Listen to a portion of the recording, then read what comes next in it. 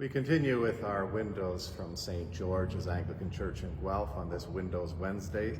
I'm Rafe Blackman, the rector, and today, after looking at the infancy windows that we have here, we're looking at two windows that are part of the early story of Jesus' life. One when he's still an infant and presented in the temple, which we're looking at now, and then the next one that follows is when he was 12 years old and again in the temple.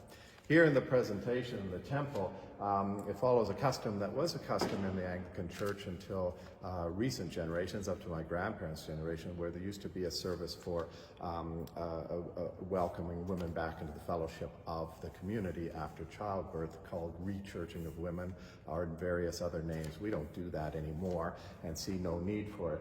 But this was the presentation which followed the Jewish custom of presenting your firstborn at the temple. So they brought Jesus, presented him, and Simeon was there, and he recognized Jesus, who he'd been waiting for, and he's holding Jesus.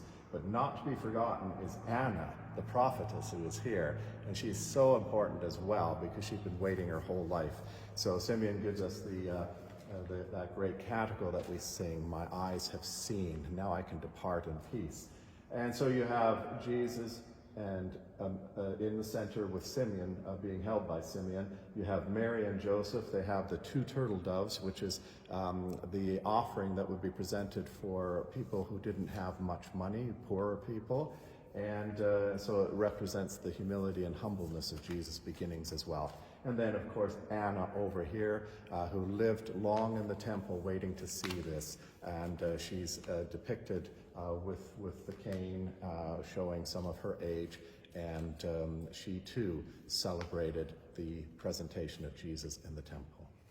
And our last window for this series of Jesus' birth and childhood is Jesus being presented in, not presented in the temple, Jesus teaching in the temple. When he was 12 years old, Mary and Joseph came back to Jerusalem to worship. They brought him, and he stayed behind. They didn't know that when they left in the traveling group, but he'd stayed behind. And when they returned, they found him teaching and conversing and talking with the Sadducees, the Pharisees, the teachers and leaders, the doctors of the law and of the faith in the temple, and showing great wisdom at his age at 12. And so it's a powerful statement of God present in Jesus, Jesus present in God, the unfolding, the teaching, and who he would become. So this is a wonderful moment when he was 12 years old of him encountering the teachers